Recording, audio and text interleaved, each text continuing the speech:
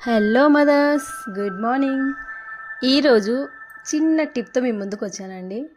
ఏంటంటే, స్కూల్కి వెళ్ళే పిల్లలు వాటర్ తాగుతారా? ఇంట్లో కానీ స్కూల్లో కానీ అస్సలు తాగరు.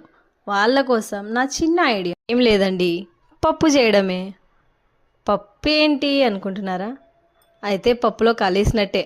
ఒక వారంలో ఖచ్చితంగా 5 రోజులు మనము ఆకుకూర పప్పు వండితే వాటర్ కంటెంట్ తీసుకున్నట్టే కదా.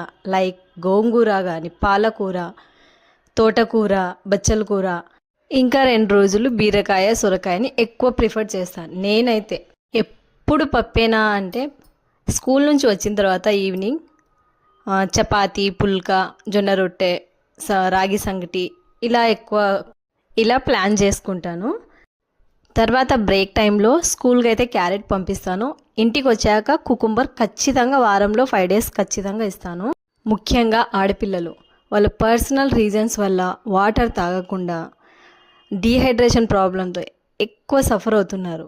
దానికోసం నేను నా ఈ డైలీ రొటీన్ని ఇలా ప్లాన్ చేసుకున్నాను అనమాట. సో ఎవరికైనా హెల్ప్ అవ్వచ్చు కదా. తర్వాత 10 డేస్కి ఒకసారి ఖచ్చితంగా వాళ్ళకి ఇష్టమైనది తినొచ్చు, తాగొచ్చు, నో రిస్ట్రిక్షన్. ఈరోజు